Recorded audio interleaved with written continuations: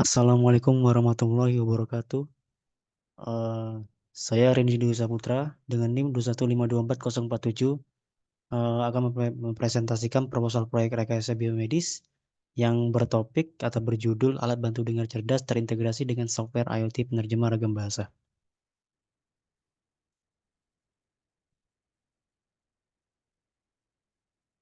Masuk ke introduction atau pengenalan. Di pengenalan ini, yang pertama adalah latar belakang.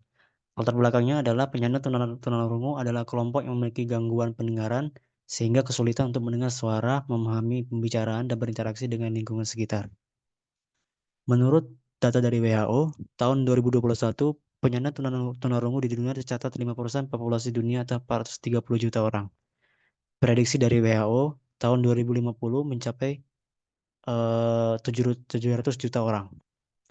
Akibatnya, jika banyak sekali penyandang tunarungu, akan berdampak pada pengaruhnya aksesibilitas dan kesulitan berpartisipasi dalam lingkungan sosial.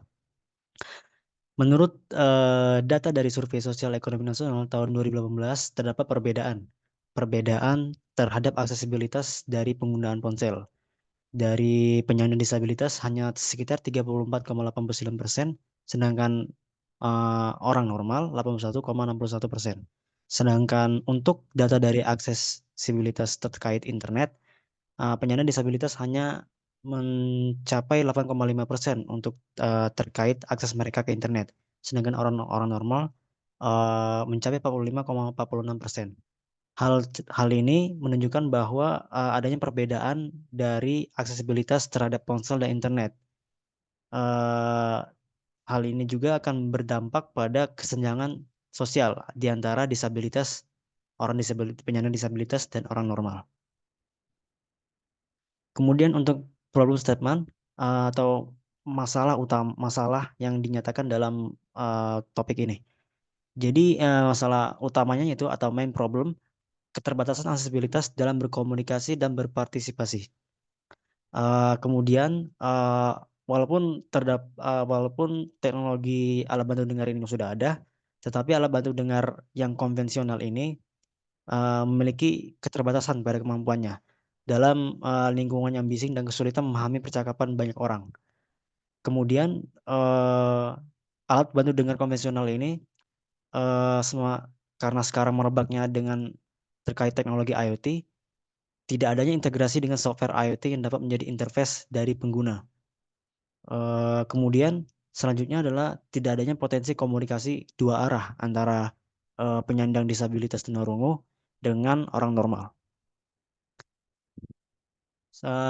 Pada tujuan proyek proposal kali ini adalah yang pertama adalah meningkatkan kualitas hidup penyandang tunarungu dan mendorong para penyandang tunarungu untuk berpartisipasi aktif dalam kegiatan sosial. Kemudian dapat meningkatkan aksesibilitas dalam berkomunikasi. Lalu meningkatkan kualitas suara dan kemampuan memahami suara dalam lingkungan yang bising atau dalam percakapan banyak orang. Lalu dapat berkomunikasi dua arah antara penyandang tunarungu dengan non-disabilitas. Lalu teknologi yang digunakan dalam topik ini, teknologi sebelumnya yaitu adalah terdapat alat bantu dengar.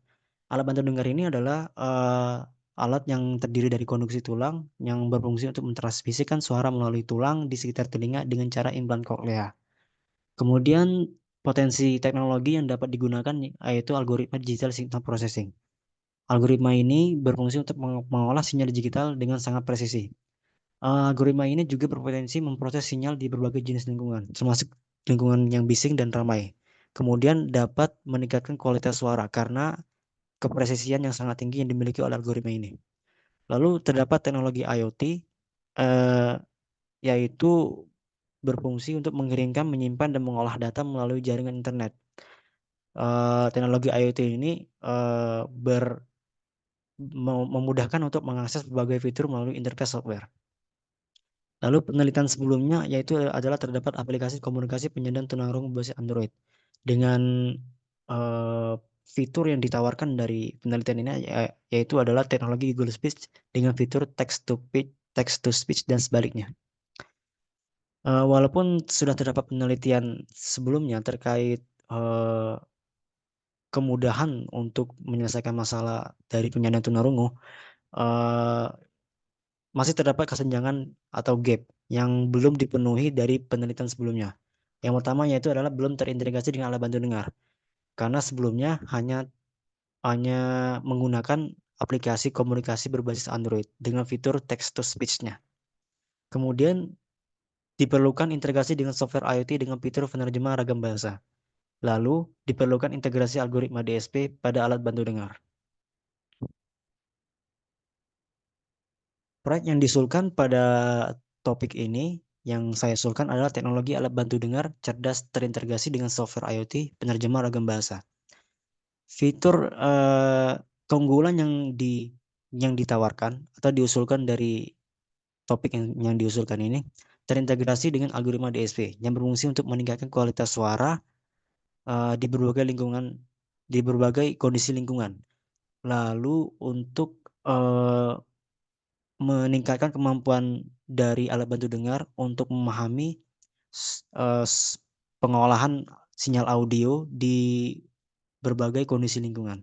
Lalu yang kedua adalah adanya software IoT untuk interface dan mengakses berbagai fitur. Fitur yang ditawarkan ini adalah fitur penerjemah ragam bahasa. Kemudian proyek yang diusulkan ini dapat memberikan kontribusi pada pengetahuan ilmiah melalui penelitian dan pengumpulan data terkait keefektivitas dari teknologi yang diusulkan ini. Untuk kontribusi pada bidang rekayasa biomedis terdapat relevansinya, yaitu karena membantu memecahkan masalah dengan mengolah dan merekayasa fenomena yang terjadi dalam biologis manusia dengan tujuan medis. Kemudian untuk solusi yang diusulkan adalah alat bantu dengar cerdas terintegrasi dengan software IoT penerjemah ragam bahasa. Untuk deskripsi dari teknologi ini yaitu alat bantu dengan dengar cerdas ini terintegrasi software IoT penerjemah ragam bahasa dirancang untuk memudahkan komunikasi penyandang tunarungu dengan teknologi algoritma DSP dan fitur speech recognition-nya penerjemah ke berbagai bahasa. Komponen terdapat dalam teknologi yang ditawarkan ini adalah alat bantu dengar atau behind the ear, alat bantu dengar yang terpasang di belakang telinga. Alat bantu dengar ini berfungsi untuk menangkap suara dan mengantarkan ke telinga. Kemudian terdapat mikrofon yang berfungsi untuk menangkap suara di lingkungan sekitar. Lalu terdapat algoritma DSP atau Digital Signal Processing yang berfungsi untuk memproses sinyal audio yang ditangkap untuk ditingkatkan kualitasnya. Lalu terdapat software IoT yang di dalamnya terdapat fitur penerjemah ragam bahasa, berfungsi untuk menerjemahkan bahasa lisan maupun isyarat secara real time dan berfungsi untuk interface antara pengguna dan fitur-fitur lainnya. Lalu koneksi IoT ini berfungsi untuk menghubungkan alat bantu dengar dengan software untuk akses berbagai fitur dan mengolah data atau menyimpan data yang dikirimkan dari alat bantu dengar ke software. Kemudian cara kerja sistem dari solusi diusulkan ada alat bantu dengar yaitu ketika input sinyal audio yang diterima oleh mikrofon kemudian akan difiltrasi oleh rangkaian filter, diubah ke sinyal digital dengan ADC converter dan diolah sinyal audio digital yang telah diubah tadi atau dikonversi tadi dengan algoritma digital signal processing. Setelah diolah, maka sinyal akan kembali dikonversi ke sinyal analog atau sinyal aslinya. Lalu terdapat rekonstruksi filter untuk menyerupai atau menyamakan dengan sinyal aslinya. Lalu output dari sinyal ini dapat terdengar oleh pengguna. Untuk software IoT, yaitu pertama ya adalah akses fitur software. Kemudian setelah fitur software diakses, maka software akan mendeteksi input yang datang dari mikrofon. Mikrofon yang mengirimkan input tersebut akan dideteksi oleh software IoT. Lalu akan diolah dengan fitur speech recognition yang akan dikonversi menjadi speech to text atau text to speech dan akan diproses oleh algoritma penerjemah sesuai dengan bahasa yang dipilih. Lalu output akan berupa teks translasi atau dapat berupa gambar yang keluar di software, bahasa isyarat yang ada keluar di software. Lalu untuk manfaat fitur yang dapat menyelesaikan masalah yang ada pada penyandang tunarungu, yang pertama adalah pemrosesan algoritma DSP ini yang canggih membantu pengguna memahami suara dengan lebih baik di lingkungan yang bising dan ramai. Yang kedua, algoritma DSP dapat mengurangi kebisingan latar belakang dan meningkatkan kejernihan suara. Algoritma DSP juga dapat menyelesaikan pengetahuan alat bantu dengar secara otomatis berdasarkan lingkungan suara.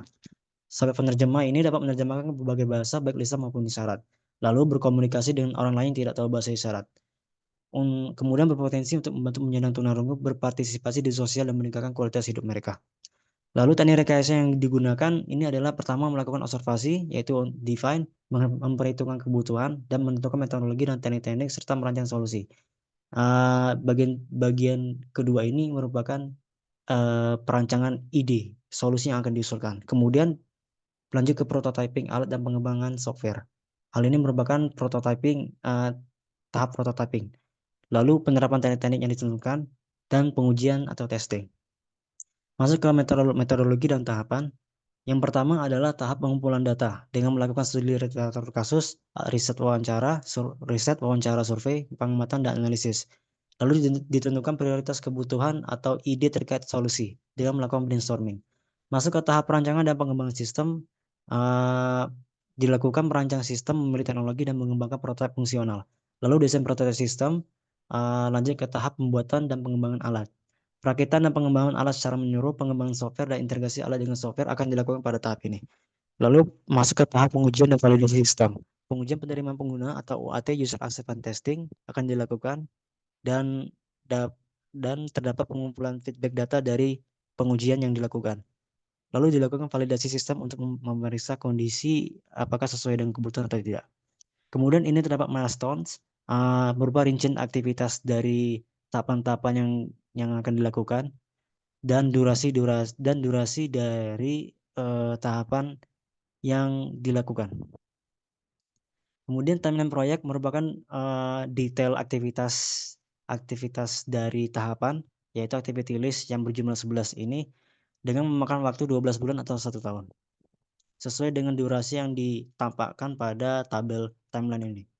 Kemudian anggaran proyek ini merupakan anggaran atau biaya yang diperlukan untuk memenuhi untuk membuat solusi yang diusulkan tadi atau proposal proyek yang diusulkan tadi.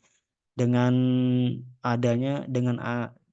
kebutuhan dengan sesuai kebutuhan yang diperlukan dari aktivitas proposal proyek ini. Dengan totalnya adalah 262 juta rupiah.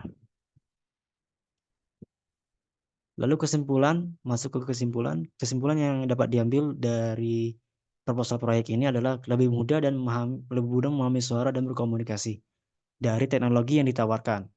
Kemudian teknologi alat bantu dengar ini karena semakin ditinggikan kemampuannya, maka dapat meningkatkan kemampuan komunikasi penyandang tunarungu.